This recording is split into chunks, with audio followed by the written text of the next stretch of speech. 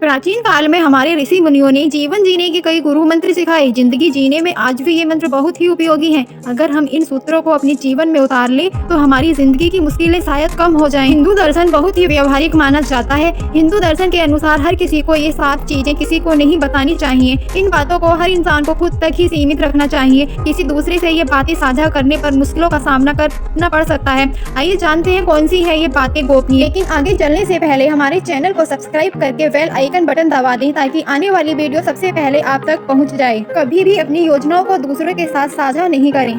हमें कभी भी किसी भी शख्स को अपनी भावी योजनाओं को नहीं बताना चाहिए, चाहे वह कितना भी करीबी ही क्यों ना हो। हमें नहीं पता होता कि समय के साथ उस शख्स के साथ हमारे रिश्तों में कैसे बदलाव आ सकता है। आपका प्लान आपका ही प्लान होना चाहिए। कोई आइडिया परफेक्ट नहीं होता और अगर आप किसी को अपना आइडिया बताते हैं तो शायद आप आलोचना का शिकार हो जाएं या फिर कई बार ईर्ष्या की वजह से सामने वाला शख्स आपके प्लान को पूरी तरह से नकार दे और आप हतोत्साहित हो जाएं। जब तक आप प्रोजेक्ट अंतिम चरण में ना हो तब तक बिल्कुल भी किसी से उसे शेयर नहीं करें। हर किसी की जिंदगी में कुछ बेहद निजी और गोपनीय बातें होती हैं। इन बातों को हमेशा खुद तक ही सीमित रखना चाहिए। आपकी नींद, खाना और सेक्स से जुड़े जो भी मुद्दे हैं उन्हें जग जाहिर करने की कोई जरूरत नहीं है। अपनी पारिवारिक समस्याओं के बारे में चर्चा ना करें। ऐसा कहा जाता है कि हर घर अपने आप में एक अलग ही दुनिया है। इस दुनिया में जो कुछ भी हो वह बाहर नहीं प्रकट करना चाहिए। घर के लड़ाई झगड़े और समस्याओं के बारे में किसी से बातें करना भले ही बड़ा राहत भला लगता हो, लेकिन कई बार यह मुश्किलें और बढ़ा देता है। जितने ज्यादा लोगों और जितनी बार इन समस्याओं पर चर्चा होगी, समस्याएं उतनी ही बड़ी होती चली जाएंगी। बार बार उन्हीं समस्याओं के बारे में बातें करने से ऐसा भी लगता है कि ये समस्याएं कभी सुलझाई ही नहीं जा सकती हैं। जो कुछ भी सुने उस पर ध्यान ना दें। हमें कई बार दूसरों की समस्याएं और शिकायतें सुनने को मिलती हैं। कई बार हम बिना चाहे भी इन बातों को सुनते हैं।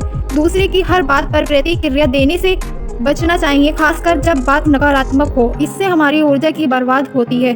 दूसरों की नकारात्मक बातों में अपनी ऊर्जा लगाने से अच्छा है कि हम सही चीजों में अपनी ऊर्जा खपाएं। नकारात्मक ऊर्जा के साथ घर पहुंचना भी अच्छी बात नहीं है। अपने मानसिक स्वास्थ्य की देखभाल करना आपके लिए उतना ही जरूरी है जितना कि शारीरिक स्वास्थ्य की। घर की समस्याएं घर में ही सुलझाई जा सकती हैं। इससे आपके और आपके करीबियों के बीच कोई तीसरा नहीं आएगा। धीरे धीरे आपके बीच का रिश्ता और मजबूत हो जाएगा। अपनी उदारता। अगर आप किसी के सामने अपनी उदारता की सेखी बखराते हैं तो इससे बुरा कुछ नहीं है। इससे आपकी बहुत किरकिरी हो सकती है।